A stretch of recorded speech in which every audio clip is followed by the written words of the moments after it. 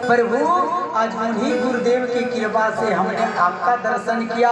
हम नहीं चाहते कि हमें मुक्ति मिले, हम नहीं चाहते कि हम आपके धाम जाएं, लेकिन हम चाहते हैं कि आपकी अगर कृपा हो तो आप गुरुदेव को अवश्य दर्शन दे दो, गुरुदेव को उद्धार कर दो। भगवान कहे कि जब जिनका शिष्य इतना बड़ा भगवान के दर्शन करने वाले हो जाए तो उनको गुरु को बिना कहे हुए दर्शन मिल जाता है और उनका उद्धार हो जाता है। हम तो तुमसे परीक्षा लेते थे कि तुम्हारे गुरु के प्रति क्या भावना था, लेकिन तुम तो गुरु के प्रति समर्पण हो, अर्पण हो, इसलिए गुरु का तो उद्धार होगा। लेकिन जिस प्रकार तुमने एकादशी व्रत का पालन नहीं किया, अन्न ग्रहण किया, लेकिन निर्मल मन करके अन्न ग्रहण किया, भगवान को बुलाया और उस अन्न को प्रसाद बना करके, क्योंकि कलयुग के हर वस्तु में दोष है, लेकिन तुलसीदास ने कहा तुम ही निवेदित भोजन करना, प्रभु प्रसाद पटभूषण धरना। संसार के हर वस्तु में कली का दोष है और उस दोष को मिटाने के लिए भगवान को अर्पण कर दिया जाए तो सारे कलयुग का दोष कट जाता है। इसलिए कलयुग का तुम्हारा सारे दोष कट गया। तुम गुरु और चेला जाओ आश्रम में पूरे जीवन तक सेवा करो और अंत में दोनों गुरु और चेला हमारे धाम तक चलाना। इस प्रकार एकादशी करने वाला का भगवान उद्धार करते हैं। आइए समय को देखते हुए आगे की प्रसंग गोवर्धन नाथ की आज पूजा है और गोवर्धन नाथ की बाकी राजा परीक्षित ने कहा कि 7 कोस की परिक्रमा, 7 कोस की गोवर्धन नाथ की भगवान पूजा क्यों की? एक छोटा सा पत्थर का भी तो पूजा करते, छोटा शालिग्राम भगवान की पूजा करते, लेकिन गोवर्धन की क्यों? तब जाकर के गोवर्धन नाथ की कथा सुनाई। कहा कि एक बार सभी ग्वाल वालों ने इंद्र का पूजा करते थे, वर्ष में एक बार इंद्र के पूजा करते ग्वाल वालों ने। सुंदर सुंदर दिन की पकौड़ी, तरह तरह की पकवान बनता। एक बार भगवान कृष्ण बाल रूप में थे, भगवान उस पकवान को खाने के लिए गए तो मैया जसोदा कहती है कि अरे लाला, इस पकवान हम जय जय करने के लिए, पूजा करने के लिए बना रहे हैं। कहा कि मैया कौन सी देवता की जय जय? कहा कि इंद्र के। कहा कि इंद्र के क्यों? कहा कि बेटा इंद्र की हम इसलिए पूजा करते हैं कि इंद्र के पूजा करें तो बारिश होगा, और जब बारिश होगा तो सुंदर सुंदर हरी भरी घास होगा और वही घास हमारी गैया चरती है। कहा कि मैया हम पूजा ना करें तब?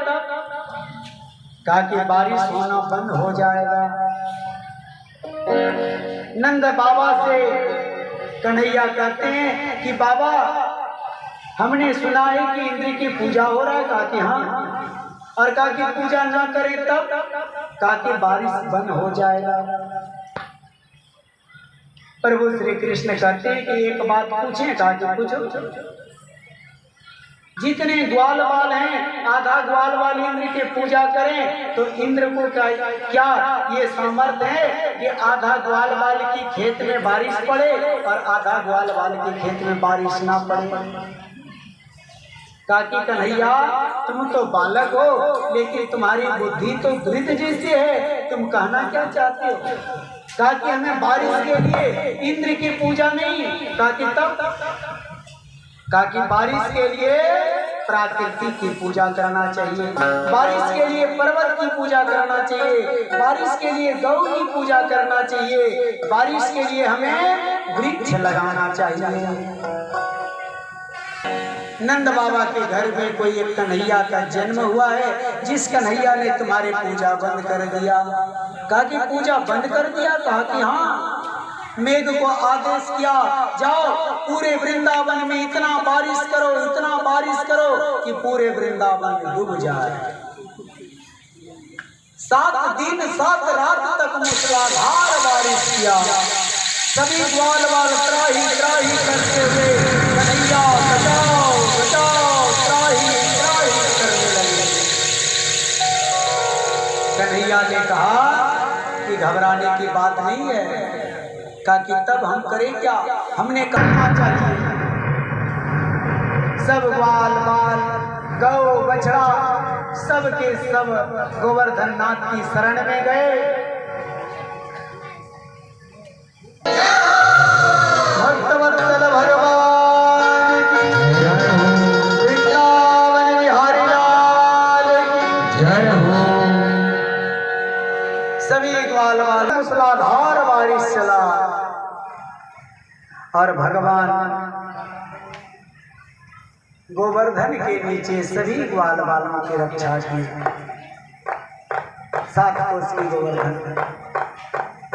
भगवान कहे थे कि 56 प्रकार की भोग होना चाहिए और लेकिन पूजा के बाद एक काम करना चाहिए।